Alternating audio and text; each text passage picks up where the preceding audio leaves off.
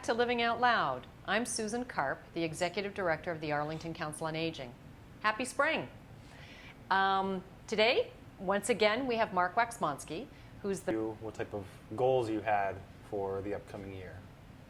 What kind of goals? Are you talking about financial goals? Are you talking about personal goals? Any goal. Any goals. Well, the joke around the office is my goal should be to eat a cheeseburger. And I say that a little humorously because I tend to eat more plant-based diet, which includes a lot of vegetables. But I'm the first to say that if I'm really hungry, I'll go for that greasy pork chop. So a personal goal. Are you catching me off guard, Mark? So I will... Maybe we should just stay with my goal is to eat a cheeseburger for the year. And so how do you think that may relate to seniors about maybe eating something that typically is a diet that we are averted from? In my mind, I'm thinking if a senior has to gain weight, that could be their goal. Maybe it's eating a cheeseburger once a week or some other type of food that maybe calorie dense, a little higher in fat to maintain a healthy weight because of, as you maintain a healthy weight, you're at a decreased risk for falls, decreased risk for infection, other metabolic processes work okay, work better. So I'm not going to put words in your mouth of what your goal could be, but give me some type of goal. If you want to stay with, people have been telling me I need to eat a cheeseburger to maintain a healthy weight. Well, I think I'd rather Mark put words in my mouth. That would make this easier. And I'm actually thinking that that's probably a lot like what a lot of your participants in your class feel like. It's like goals. Well, I feel fine today. People are telling me to eat a cheeseburger. You know, for us, that's a little bit of an in-office joke because I'm not wasting away to nothing, so I don't need to gain weight. I believe in a healthy lifestyle, so I've never really been needing to lose weight. But I would say that I would like to, as a goal for myself, because I've had trouble sleeping and I'm convinced that diet and exercise, you know, play a role into that. I would like to focus on maintaining a consistent diet of nutrient-dense foods and not waver and grab that bag of crackers or seeing those sour cream and chive potato chips, which sometimes really make me feel good. Oh, those are really good. So focus on that as well as maintaining a level of exercise. So for me, exercise would be, I like to walk 4 miles a day, and I like consistent walk, not just the fact that I have it on my iPhone, so for how many steps I take. So walking in the office doesn't count. So really to set aside time in the morning before I get on the road to come to Arlington, to at least have 2 to 3 miles of walking underneath my belt. Maintaining that nutrient-dense diet, not being wigged out by all of this, you know, occasionally having those chocolate candies that are around the office, but to really manage that. And then when I get home at night, after walking the dog, set some time aside that I either go to the gym to do some sort of aerobic or continue and maybe do another mile. So is that the long version? Is that good? I did. So in your speaking, I heard sleep, getting better sleep. And ironically enough, I didn't tell you prior to coming here that my example for my SMART goal thing we're about to talk about is for someone to get better sleep hygiene. No way. Yes. So I guess I'm going to be learning today. Honestly, I didn't know. And my sleep, I get to sleep fine. It's that staying asleep. So I'm convinced that there's something in my day and my routine that's messing me up. Okay. So we'll take a step back and if your overarching goal was, it could be anything from losing weight, eating better, getting better sleep hygiene, gaining weight, you know, eating more cheeseburgers, what have you. Oftentimes when we set those broad overarching goals, it's difficult for us to segment that out and achieve little goals along the way within the larger picture. So there's a concept in goal setting and lifestyle behavior change to develop what are called SMART goals, and SMART is an acronym. So S is for specific, and I'll get into that in a second. M is measurable, A is attainable, R is relevant, and T is kind of difficult sometimes for some folks to conceptualize, but it means time bound. So setting a time element to it, which I'll talk about in a second. So, so let's say, for example, your goal is to, again, get better sleep hygiene. So what does that mean maybe to you within the week? Like, how would you develop a SMART goal? Just give me an example of how you'd try to get better sleep within the week. Well, I think the consistency of the plan. So creating my plan and trying to stick to it without ruining my day because I failed, because I couldn't stick to all parts of it. So I want to have a simple plan. Simple plan for me would be I never really have a problem incorporating exercise into my day, but it's how it's done. And making sure that I'm eating well. I like to stay away from processed foods, but I certainly love those sour cream and cheddar chips. Okay. And making sure that I go to bed within a half an hour of when my target time is. Okay. So we're going to take a step back and say you want to get better sleep. I don't know what your sleep schedule is like in terms of how many hours, but let's say, for example, you want to get better sleep hygiene because you're only sleeping 5 hours a night. You want to get 8 hours. So you talked about your routine, getting exercise, eating healthily to hopefully maintain better sleep. But with the SMART goal format, we want to set specific, it needs to be a specific goal. So let's say, for example, within the first week, it's the what, where, and how of your goal. So for example, I'm going to bump up from 5 hours of sleep to 7 hours of sleep 3 days a week for the first 2 weeks. See how specific that is? And so, in your own thought process, you may think about, well, why am I not getting sleep, and get into your whole routine thing. But then it's more so of being specific related to that particular week and that particular mini goal, so to speak.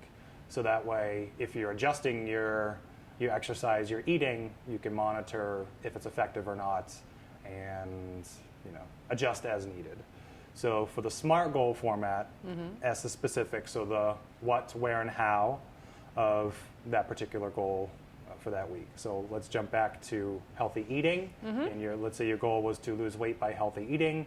Your specific goal may be, I'm going to eat vegetables for 3 meals, 3 dinner meals, 3 times a week. That's your specific goal. Yep. Okay. Yep. Now, we want to make it measurable as well. So S is specific, M is measurable. And getting back to the sleep piece, it's really kind of putting a number on whatever your goal is. So again, your sleep is only 5 hours a night for the entire week. You want to bump it up to 7 hours. So the measurable part is the 7.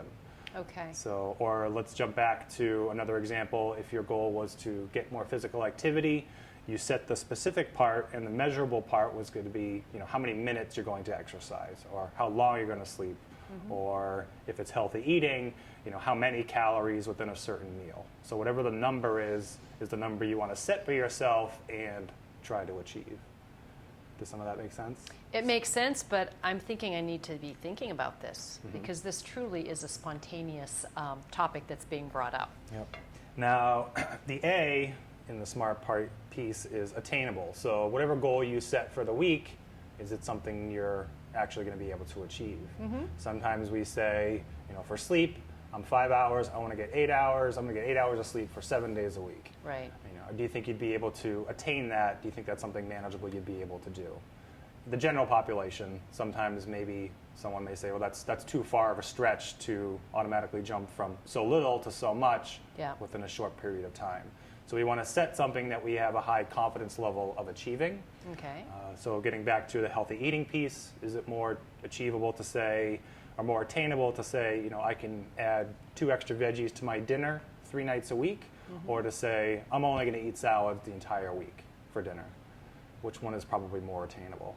I'm just thinking, we're just conceptualizing what... Right, and because I want to comment on this piece, because like you, I have facilitated a lot of evidence-based, and when it comes to exercise and diet and that sort of thing. So we're looking to not sabotage ourselves on the front end, because if we're sabotaged, we're never going to do it. I mean, we basically shoot ourselves in the foot and we don't go anywhere.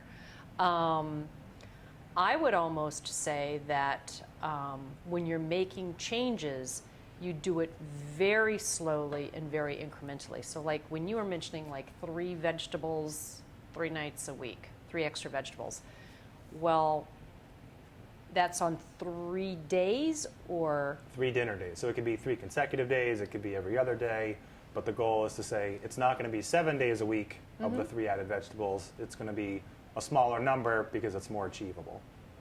Okay. Right. So I get that piece. Okay. So relevant. So there's specific, measurable, attainable, and relevant. So how do you think we can set a relevant sleep goal? So for example, I think I'm going to get more rest per night by going to bed at 10 o'clock. Now, going to bed at a certain time because you've exercised X minutes per day, yeah. is that relevant to that goal? So whatever kind of goal we're setting, is it relevant to the larger overarching goal? Okay. That one's sometimes tough to conceptualize, but it's basically saying, is what I'm going to be doing actually going to achieve my large overarching goal? Right. Okay. Does that make sense? It does make sense. All right.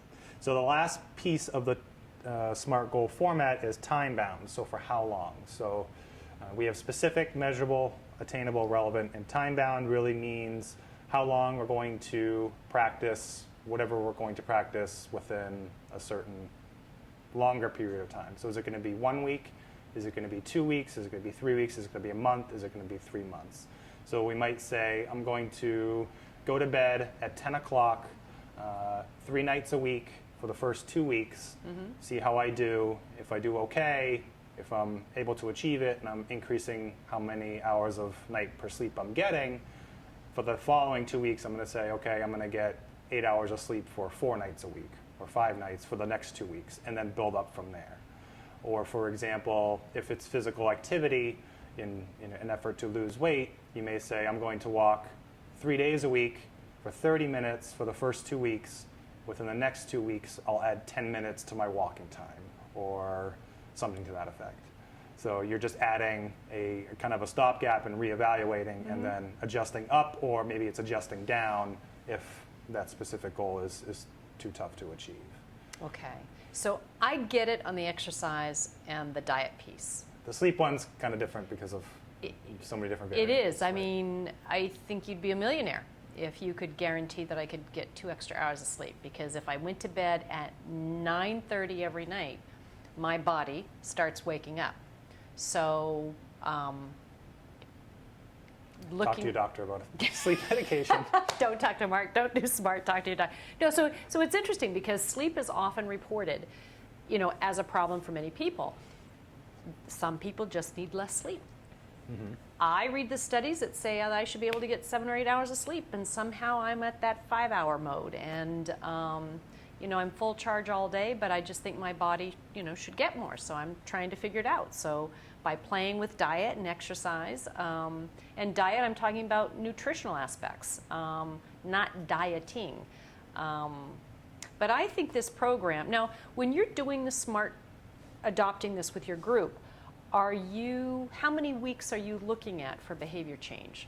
It varies. Sometimes some folks are really quick with it, and it can take 1-2 weeks where they get into a pattern of doing what their SMART goal is and achieving that. But generally, to maintain a positive, healthy behavior change, it can range depending on the person, but I've heard 12 weeks, 21 weeks. Right. I've heard. Right. And I was thinking about that because, before too much longer, the partnership that we have with Leahy Clinic and Medical Hospital to do the diabetes program, and this is for the type 2 diabetics. So we're doing it over a course of 13 weeks. So for 13 weeks, we're going to be, they haven't said that they have SMART goals, but it's the same foundation. Now there's unlike the SMART goals, it's a pre-prescribed curriculum, but it takes 13 weeks to go through exercise, foods, learning how to cook. So you've had a long duration to be able to implement these things to work on, lowering your A1Cs. So I think this is, very interesting. It's, I think what it should also say are simple SMART goals, because really this format keeps things very simple and very focused. And I think the biggest thing is that when you're setting your SMART goals, because my sleep, my plan for enhanced sleep may prove nothing other than I get less sleep than the average bear. And so sometimes as people age, their sleep cycle gets He would say that, wouldn't he? is a little altered. Is a little altered. And why is that so, Mark? We can. It's kind of science heavy for this early in the morning. All right. So maybe in future talks we can do that. And that's true, but I do like this because it, as I was saying, it does keep it simple, keeps it focused, and as a facilitator, because you've run groups like this, Well, other staff as well facilitated running the group. Well, true, but it's all about behavior change, and it's about realistic goal setting. And through this process, I can see how you're like, well, I want to do all of this, and then you help to isolate, well, let's start on this piece of it, because it leads into the next step, into the next step, into the next step. The key is isolating. Isolating, all right? Well, not. Well, no, I know what you're talking about. Now, So, the other piece is, do you journal your activities of your goal or whatever that is? do I journal? I do not. I have a committee in my head that's always talking. Are you hearing voices? Of sorts. It does happen sometimes. Of sorts, but it's always telling me, what I should and shouldn't do. But the sleeping, are we talking about the diet and the exercise piece that complements the sleep? Or are we now talking about the sleep? It can be your entire, whatever you're trying to do to, your entire day of what your activities are to say, okay, I'm walking X, I'm eating Y, and I'm only getting Z sleep. Well, and then, so writing it down, visualizing it, having it tangible to say, okay, this is what it was, and keeping it more in track on paper, as opposed to sometimes when we get busy in life, sometimes we may forget things or can't reflect with good accuracy because it's not. I hear what you're saying, and I'm going to documented. dip down here for a moment. So many have I have a smartphone, and so many have these, and if you don't, but this is how actually I journal, because I have a health app on here, so I know how much I walk. I don't record the food, because how do you record black beans, spinach, quinoa, avocado? I just know that sometimes I go to this one place and that's what I buy for lunch. So that's what I have every day. I choose not to remember the times I have those sour cream and cheddar chips, because I know that that is not something that's healthy, although it tastes really good. You can practice things in moderation. Yeah, exactly. And I know that the cookies, often in the staff room, I do my best. Sometimes I just break one in half. Sometimes I break it in half and then take the other half in my office. But I know those things aren't things that give me energy. So I feel that if I recorded all of those things, the cookies, the chips, that might be too much of a negative burden to carry. Or you could say, I'm practicing moderation with some things I enjoy. Which is important for goal setting as well, because if we're maintaining trying to get healthy behaviors, we want to, splurge a little bit and practice things in moderation. True. And while I'm being silly and humorous here with Mark, it really is very important. I mean, the things the journaling, that would be something that I would not be, that would be a habit I would have to develop. So if I wanted to monitor my sleep, I would really need to write down what time I went to bed, what time I first woke up, did I go back to sleep, to find more of a pattern. Because I find that when I'm relating my story, I'm thinking about what happened within the last week, not what's been happening for the last 2 to 3 weeks. So these things are really important. And if you're making diet changes or exercise changes, And if you're not recording them, you're thinking, well, I've been at this for weeks and I haven't lost a pound. When in fact that you've had so many major changes in the last 5 days, it feels like it's 5 months. So your expectation is that the change of the behavior has a different outcome than really what it should. And then by isolating your word relative to the SMART goals as to what piece is working, what piece is not working, and then how to take the corrective steps. So I'm the first to say that even though I don't have to make the major diet or exercise changes, it is something that I'm still very mindful of, because I'm just like everyone else. The reason that the processed food tastes good, or the food in the restaurants, because there's a lot of butter, there's a lot of things in the food that you may or may not be aware of, and those other pieces that come into making that food really good, that particular item on the menu, may be because it has all these other things.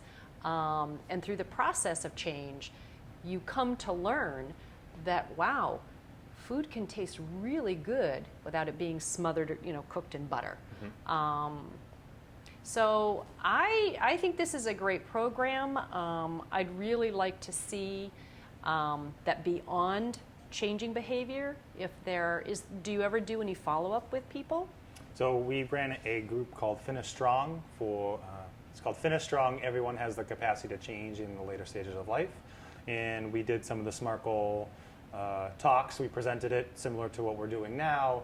And every week, seniors developed a goal, and the following weeks we'd report back on how the goal went, if there were any problems, barriers, and we creatively thought to overcome those barriers within the group. So it was like a mini group therapy session for healthy behavior change. Yeah. And we met every other week. In the off weeks, the facilitator and I would call and see how it was going. Mm-hmm. And then when the group ended, we did a month reunion where we were able to recap.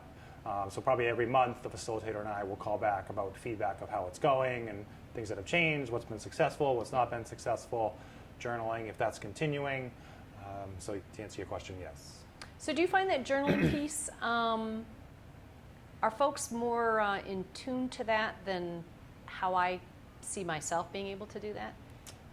It's something to practice. I mean, I don't know if it's something you had done in your youth growing up. You've always journaled, then obviously it's easier. But if it's something new and something, not really clear about what the purpose is, it can be a little bit difficult. In my experience, I haven't seen too many people journaling, but know that it's quite profound. Mm-hmm. And the other point that I wanted to make is, so you have your iPhone to document things on. Right. Other folks maybe not have that technology, so can use pen and paper. Yeah. And the other thing as well is that if you are documenting, you're setting SMART goals, you're noticing challenges, and you go to your doctor, you can say, here, doctor, this is everything that's been going on. What do you think? And that can lead to some type of treatment, some type of diagnosis, something to help, So something to consider as well is that you have it tangible, you can synopsize it, you actually have hard, quote-unquote, data to show your doctor about what's been going on. You know what, and that's the piece that I'm glad you brought up, Mark, because being able to take it to your doctor to say, these are the things that I've done, help your doctor or your medical practitioner help decide what's the next best step for you. So can I turn this around for a minute? What are your goals, Mark? Defer till next. He defers. Next time. Mm-hmm. Yep. He's going to plan. It won't be spontaneous. Right. So that is kind of our topic about SMART goals. So again, we set overarching goals. It's important to set quote-unquote SMART goals to reach that large overarching goal. Again, SMART stands for specific, measurable, attainable, relevant, and time-bound. So if you have any questions about that, you can call me or the regular Council on Aging number at 781-316-3405 or 781-316-3400. And to leave a message, ask for me, say you have questions about it, you want to talk further about it, or if you're interested in a group and learning more about it, that's something we can chat about and hopefully facilitate.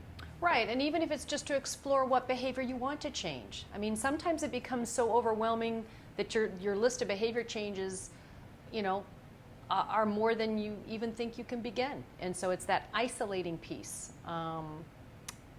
So We thank you for listening. I must say I was surprised by the topic that I had to come forward. And maybe the next time I can report in that I've added 2 hours of sleep to my day. Thank you. Mark, thank you very much. Thank you for joining us. I wouldn't be Susan Carp if I didn't mention to you about scams and frauds. I do want you to be mindful, be smart. Don't answer the phone if you don't know, if you have caller ID and you don't recognize the number. You don't have to answer it. You never want to give out your Social Security number, not the last 4 digits, not the last 6 digits.